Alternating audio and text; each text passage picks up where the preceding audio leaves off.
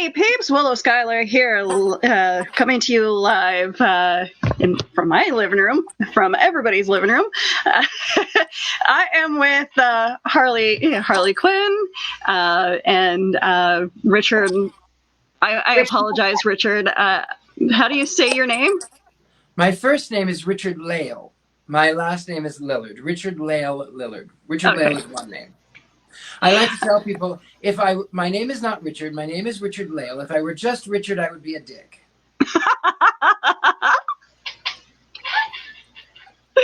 Oh, that's cute.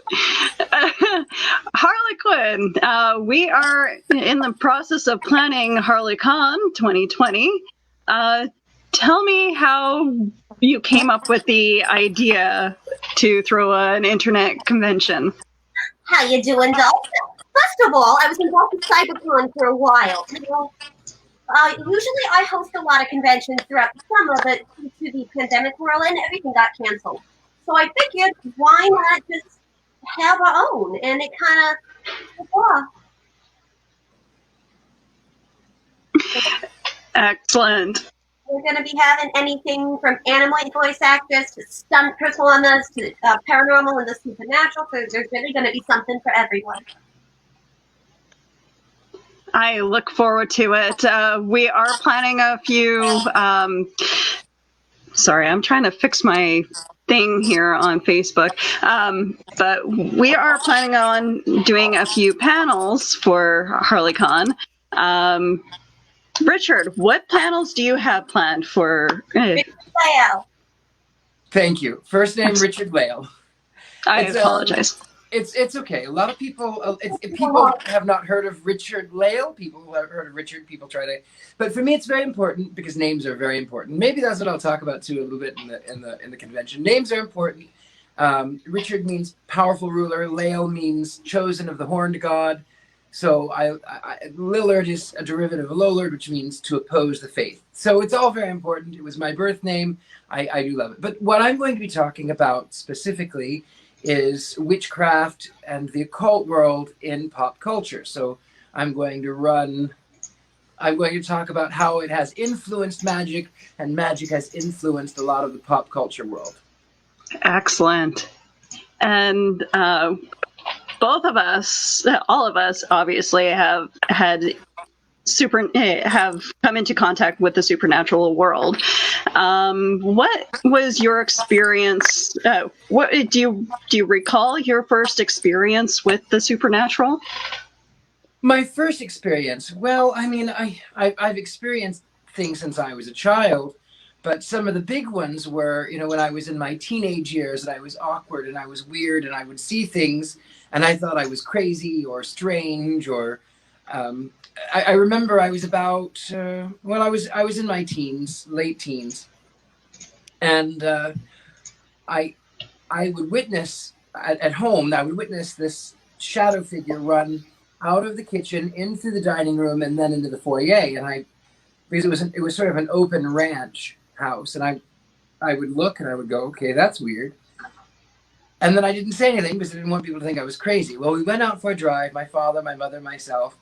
And my mother, who is very psychic, she said, she got this funny look on her face, and she said, I have this feeling that there's someone in the house that isn't in our house. I keep seeing someone run from the kitchen to the dining room into the hallway. And I went,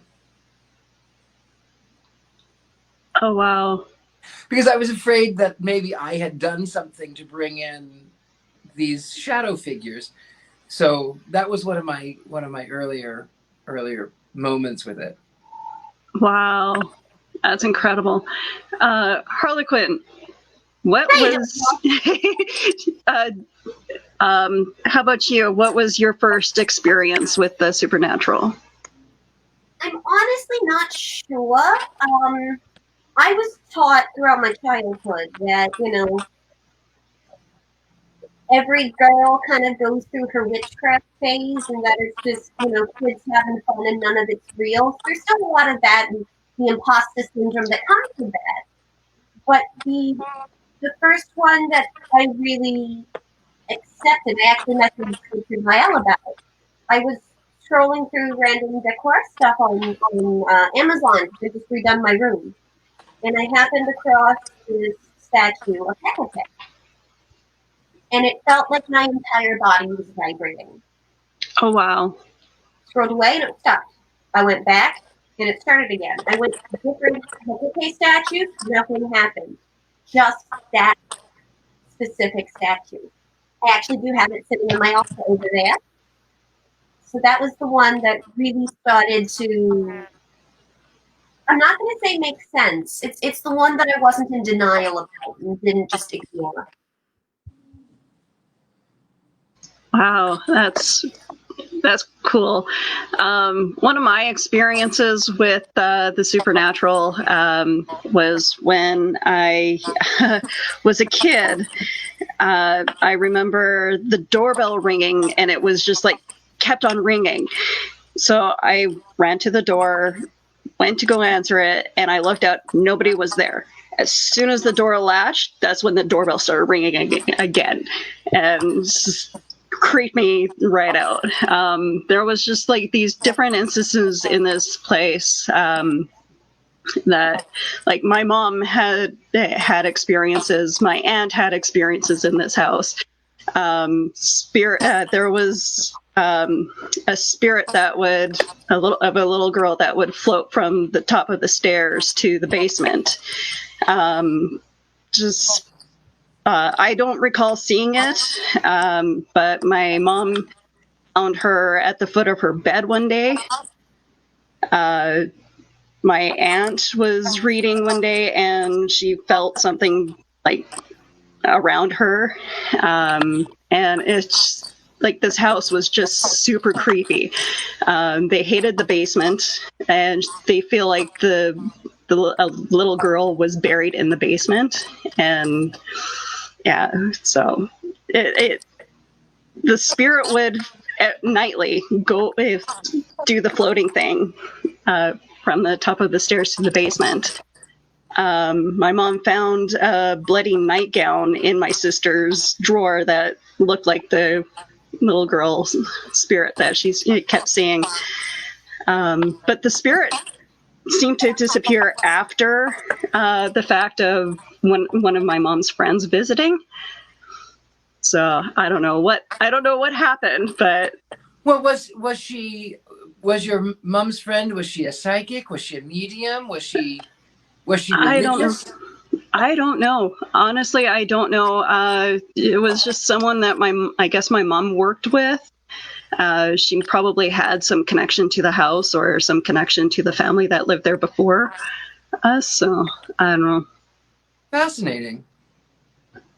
There are some people that, by the way, the spirits act as a repellent. They act like they won't go near. I don't know why. It's very strange. I've encountered that with several people, and when I'm trying to read them, I can't get beyond this wall, and they're open. They try to be open. I can't get beyond the wall, and then other spirits will come through, and they go, nope. I don't know why.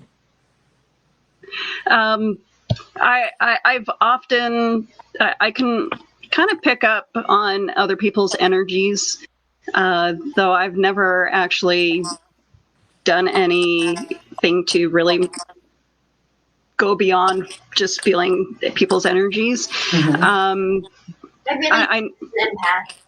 Yeah.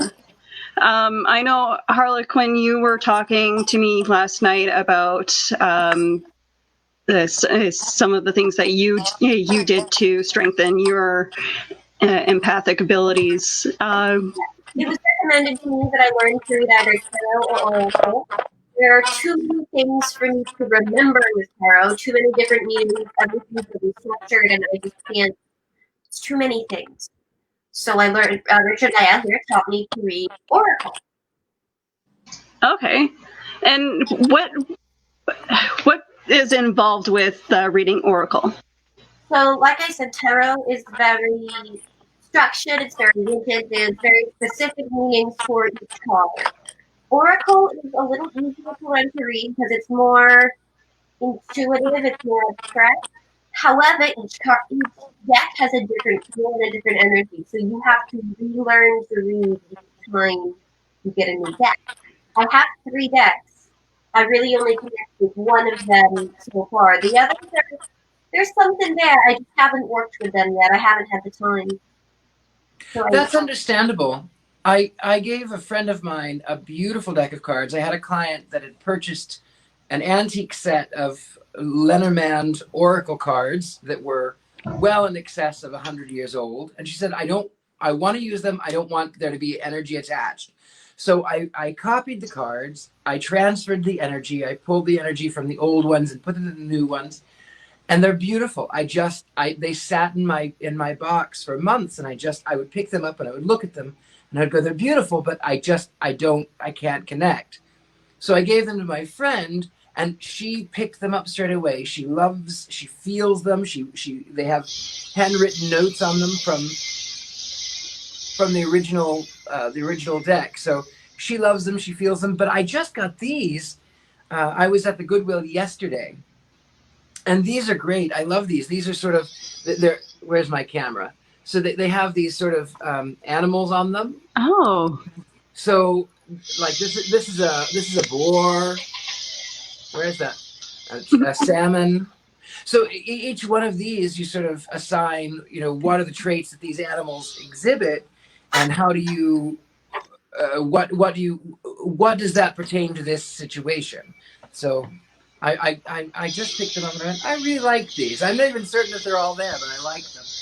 Really, you can read anybody's cards on any playable card, whether it be a poker, blackjack playing card, or whether it be tarot, or whether it be. I read the cards for a friend of mine on this game called Gloom. Are you familiar with Gloom? No, but tell me about it. Well, Gloom is this. It's very sort of Edward Gorey inspired, and it's you're given a house and a family, and the goal of the game is that you are to make your family miserable and then kill them off, and then you're supposed to make your opponent's family happy, because the more happy you make them, then they can't die and they can't end the game. So whoever has the least, is it the least points? I think it's the least. Whoever has the least points, the least positive points, wins the game. So you try to make your family miserable. And they're these cute little, they're clear cards, and then you can stack them on top of each other so that you can see, and they're ridiculous. Like the devil likes ducks, and you went to the park and there were ducks and it made you very happy, here's 10 points, or something like this. So I was telling my friend, I said, you can read anyone's cards on any card. And I proved it by reading the cards in front of me. And we both went, oh, that's actually pretty accurate. That's because then I went, here, you read mine. And of course, it was accurate too. And I went, see, there you go. That's awesome. Because if you are open, intuitive, you can go, oh, this is what it says to me, this is what it feels to me, this is what it's doing here. But again, reading cards is a little bit like interpreting, I don't know what that vibration, what is that sound? I don't know what that is. That they're doing street work in my area, so I apologize if that's coming through. No, it's coming my through. microphone. I don't know. Am I the only one that's hearing that? Anyway. No. So you can read with anyone's cards, any cards. I was going somewhere and I forgot what it was. I guess it means it's time for me to shut up.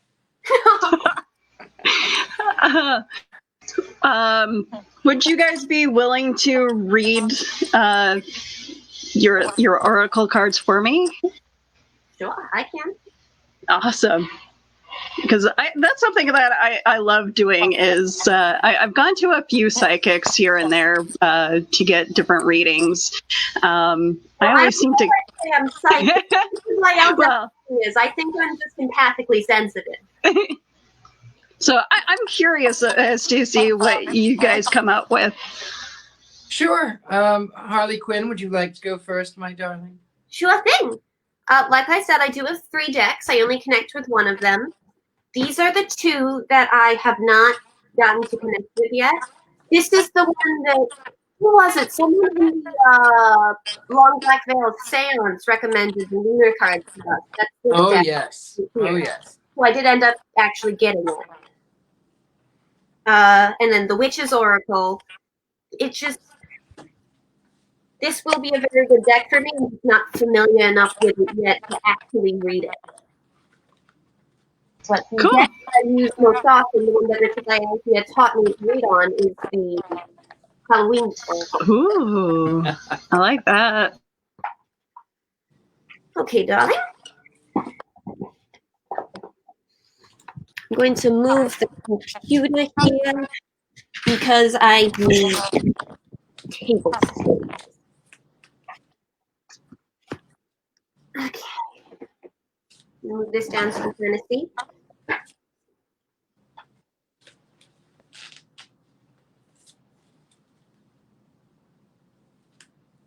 First thing I'm going to ask you to do, 3 breaths in and out. Real quick. We're just going to draw your energy into the card so I actually get a read on you instead of whatever's around.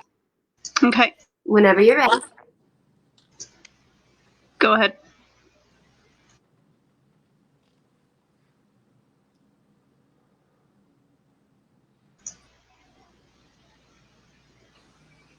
Sorry, my apologies.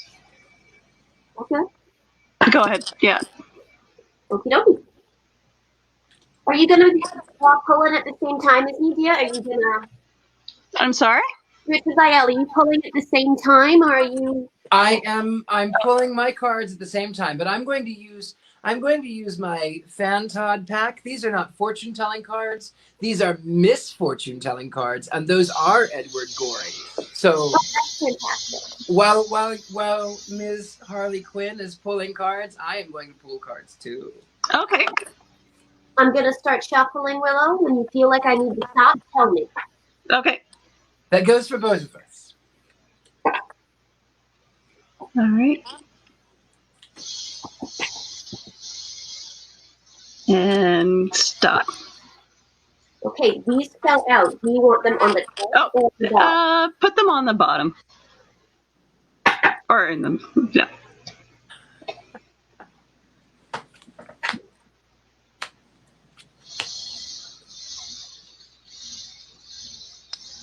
How many cards do you want us to pull? This can get very, very lengthy. What is the normal amount that you guys do? I've done anything from 3 to 16. Okay. Let's do 4. 4? I'm already ahead of you. I have 4 cards. See, like I said, I'm not the psychic here. So I'm going to pull past, present, future, and what's crossing your path. Okay? Okay. So in your past, we have the ghost card. Okay. The ghost is both a card of... Okay, I can't do this in a voice. It's I okay. have to drop that for a moment.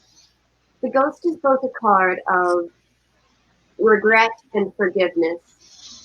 But it's a card of forgiveness in itself, not in other people. Because when you really break regret down, it comes from the guilt we harbor from our own actions. Guilt is one of the heaviest burdens we can carry, and often we are our own harshest judges. Now, this is in your past plot.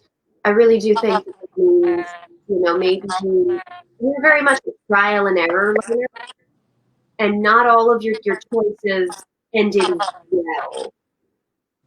But that's how we learn. That's okay. As long as you don't repeat these mistakes over and over, that's okay. In your present, you have the inverted skull of darkness. The skull of darkness represents, well, right side up, it represents the blind spots in our lives. Inverted, it can really mean one of 2 things. It can mean others around you have blind spots and you end up being the voice of reason mostly. Or it can mean there's things that you can see coming, but you can't really control what's going to happen. I'm not sure which one it is, but that's in your present slot. And in the future, you have the spider. The spider is a card of community. It's a card of the spider weaves webs. It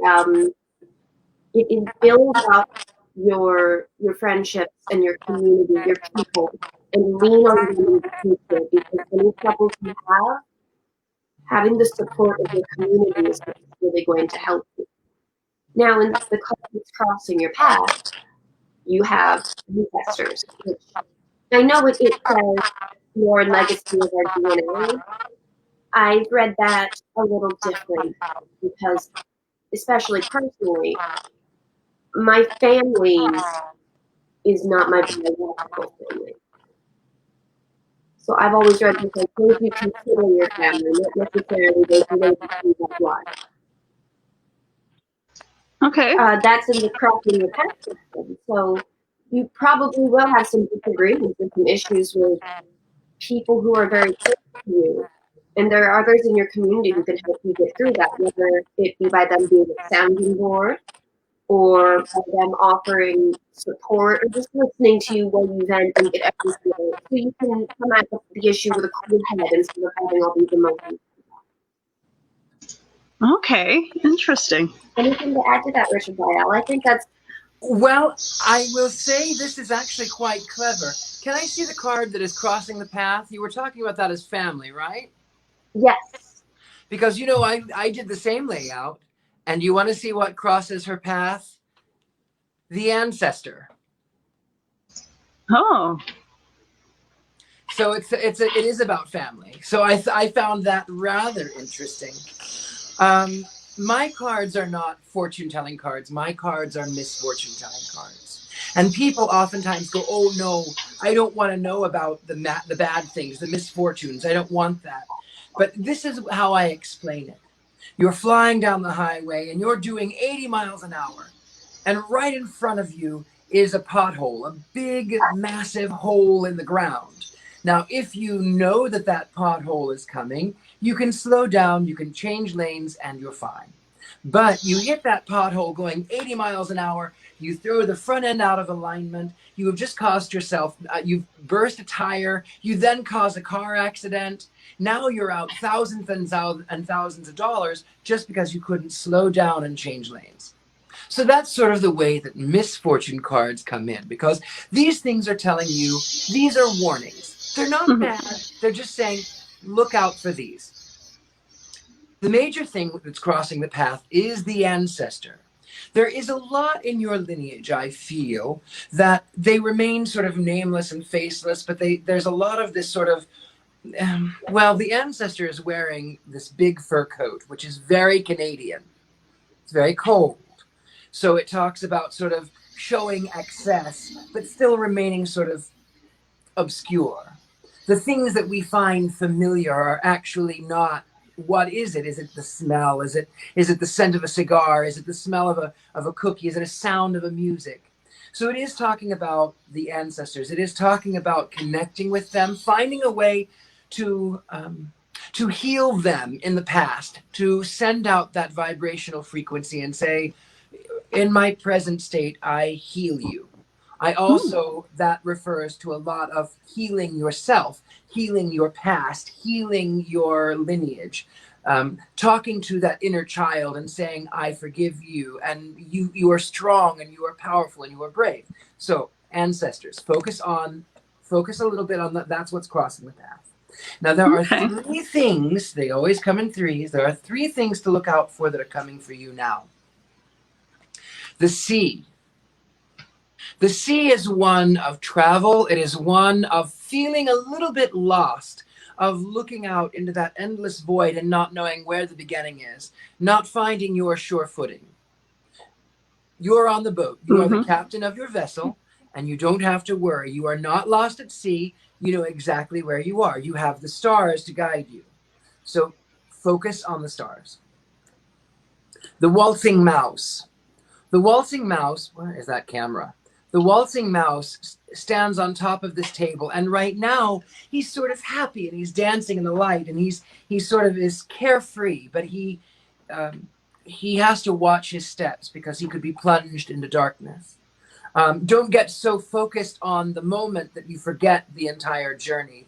That we oftentimes think, oh, it's a destination. Is that when I go to when I get here, I'll be happy. When I do this, sorry, I get notifications.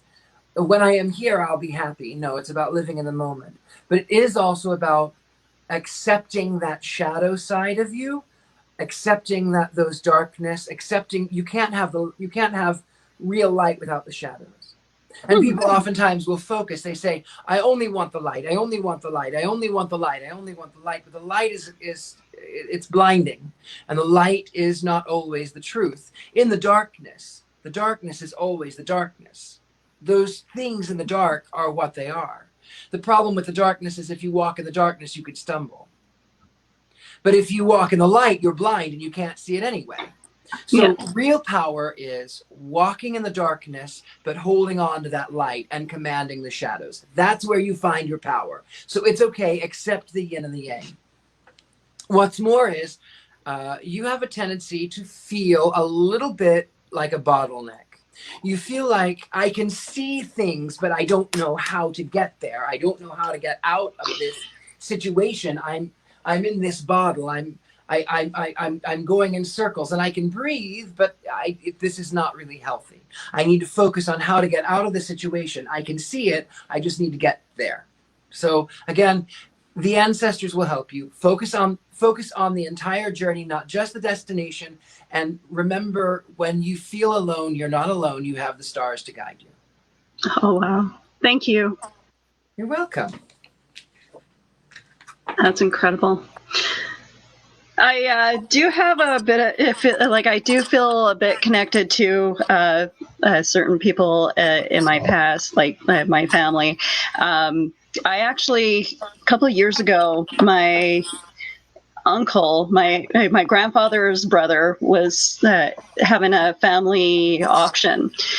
And in one of the trunks, I found 2 pictures of my great-grandparents, or like my great-great-grandparents.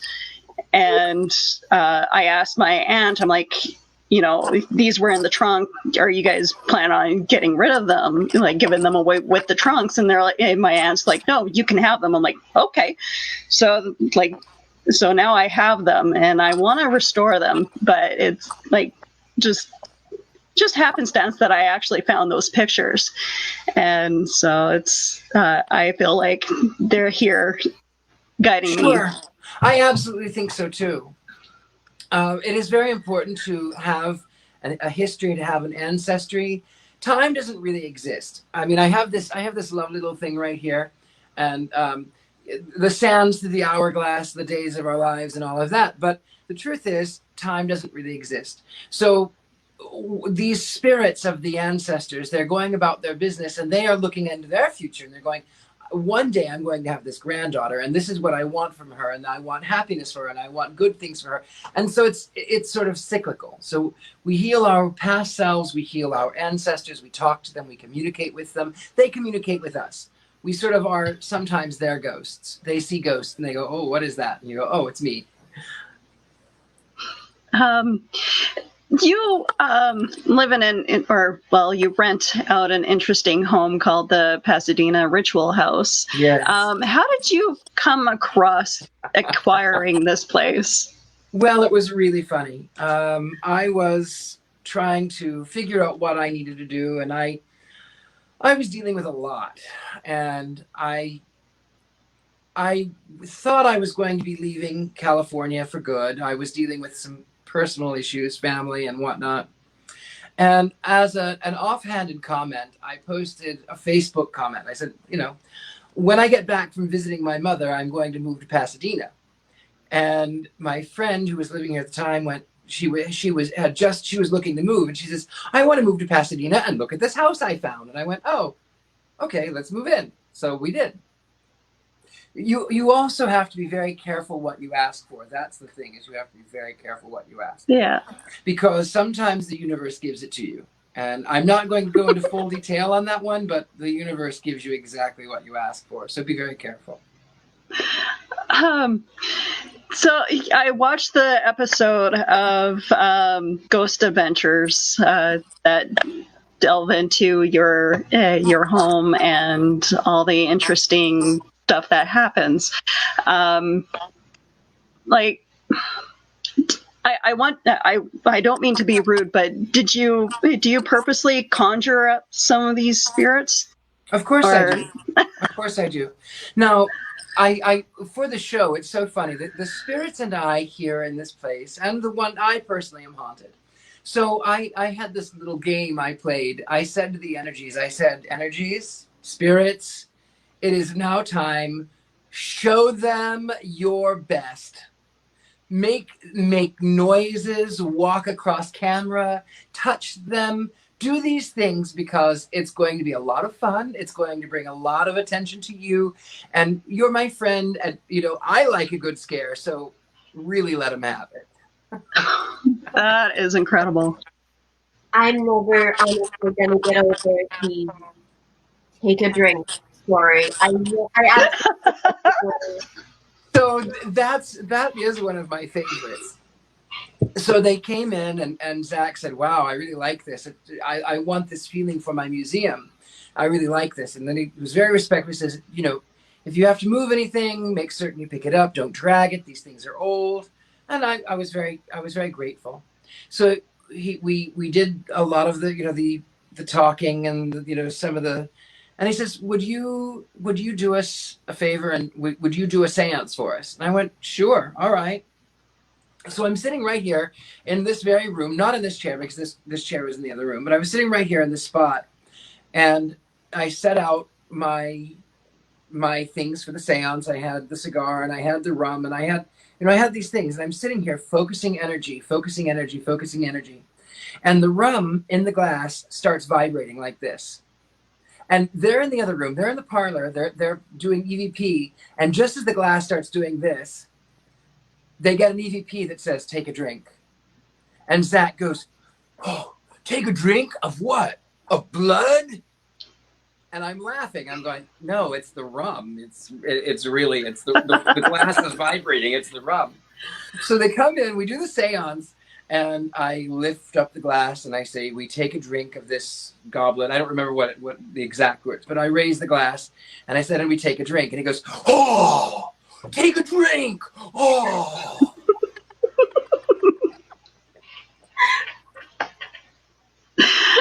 They are very over dramatic for that show. I don't know. Like sometimes I feel like when I'm watching these ghost shows, like they focus way too much on putting the camera on themselves and not enough on the energy of the room. Well, I have nothing but respect for Zach Bagans and the crew. They were so lovely and professional, and they have to be showy a little bit. And they're lovely. They're really, I have no doubt they saw what they saw. And if you don't understand what you're interpreting, sometimes it can be a little bit scary. Is it a little bit over the top? Sure. But you know what? They're really lovely. I say more power to them. Yeah. Harley, have you gone and done like ghost hunting on your spare time? I have not. I do have a YouTube series called The Haunted Harleyquinn. Richard-Lael is actually my very first episode. I delve into a lot of the history behind a lot of things, and I do a little bit of a debunking, if you will. Not full on, oh, this is fake, this is BS, don't worry about this. More, like Richard-Lael's video, we went in and as a practicing Satanist, we went, okay, here's a ton of myths. How much of this is BS? And I've got so many screen caps still in my editing software. When I say something like the Satanist sacrifice babies, just the look of joy on your face. Just next question. We don't do that.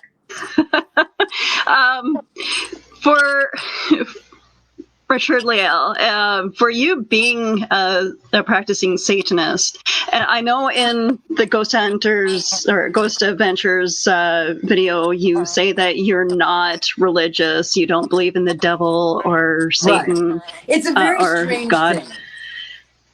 Because I don't actually believe in God, and I don't actually believe in his arch enemy either.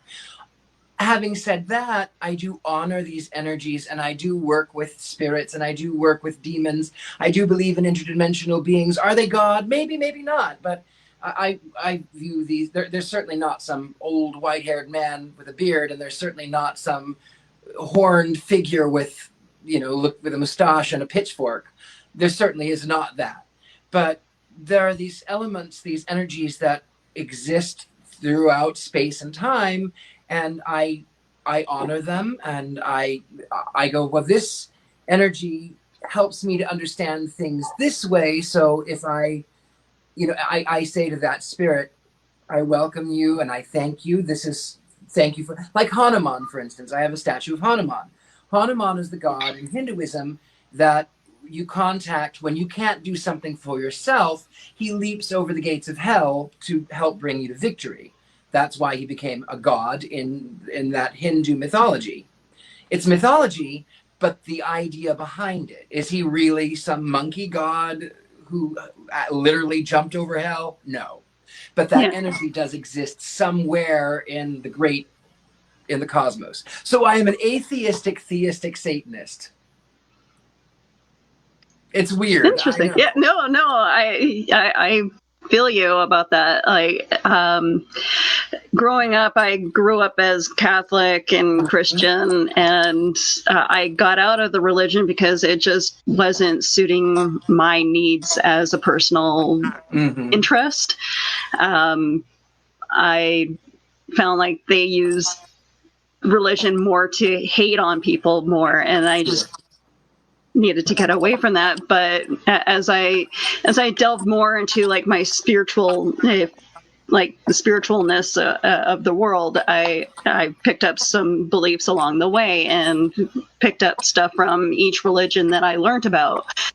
I'm a firm believer of reincarnation. I am too. So I would love to learn about my past lives. I don't know if you deal with that at all. I do actually deal with that. That one requires a little bit more focus and thought from me, because I have to go into a trance. That's a little bit of work. My own past lives have come to me in dreams. So I search and I Google afterwards, and I go, oh, well, that makes sense. Long story short, I had a dream in the 19th century. I was a boy in the 19th century, and I was outside of the schoolyard, and I could see the uniform, I could see the school, and it was the same school that I'd drawn, the same building I'd drawn since I was a boy. Long story short, I ended up by being murdered in this school, and it was by a headmaster or someone of authority. I was abused and I was murdered in the dream. And I woke up and I saw the painting that I had done that I labeled 1882. And I went, okay, I have to figure this out, because I feel like this spirit is right here next to me, this person. And I Googled London School Murder 1882, and I came up with the Allen School, Alleyn, Allen School. And originally it was in the 1600s, if memory serves, but the new building was built in 1882. And all of the headmasters were called, their surname was Allen. And then it was a military school, so they learned, but they taught ballet, and they taught art, and they taught choir. And it was troubled from its inception of murder, cover-ups, sexual abuse, crime. And I went, oh, well, that makes sense, because that's exactly what I saw. So I firmly believe in reincarnation. Most of mine come through dreams, and I've had that quite a bit. One funny story about a past life, though, that I'll tell you briefly. I was in Greece, and my host family said, we have these friends from Wales. You will love them. They are our friends from Wales. You will love them. And I said, okay. So the woman, I come downstairs and I go to meet the woman, and she turns around and I go, it's you. I recognize you. And I have to tell you, I am really sorry. I owe you an apology. I am so sorry. I don't know what I did. I am so sorry. She goes, I remember you too. What do you see? And I said, well, I see you back in Wales, but this was a long time ago. And you were sort of the mother of a village, and your hands bring life. And she says, yes, you're very wise. But I had longer, darker hair then. I said, yes, that's exactly what I see. She says, but that's not how I know you. I said, well, how do I know you? She says, I don't know, but it'll come to me. So one day I was playing Freddie Mercury, and I was just about to go to the other bar, and my host family had presented me with a silk scarf, a pink silk scarf. And I had the Freddie Mercury eyeliner on, and I had my show crown sitting on the bar next to me. And I take that scarf and I drape it here like this. And this woman goes, I said, what? What? She says, come here. I have to tell you. Come here. Come here. She said, I know how I know you. She said, when I met you, you had a beautiful crown, but it had yellow diamonds, and you were high on an Arabian horse. You were beautiful. You had this long robe. You were beautiful. And you were so breathtaking. And then you traded me for 2 camels. Wow. I went, sorry. I mean, what do you do? You know, the camels gave me 2 humps. You only gave me 1.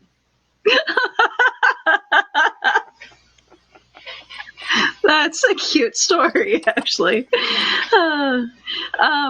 I firmly believe that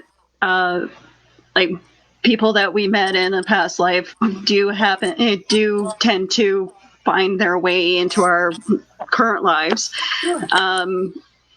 Do you guys believe in the whole soulmate thing, though? Like, do soulmates actually exist, or is that something that we created in our minds currently?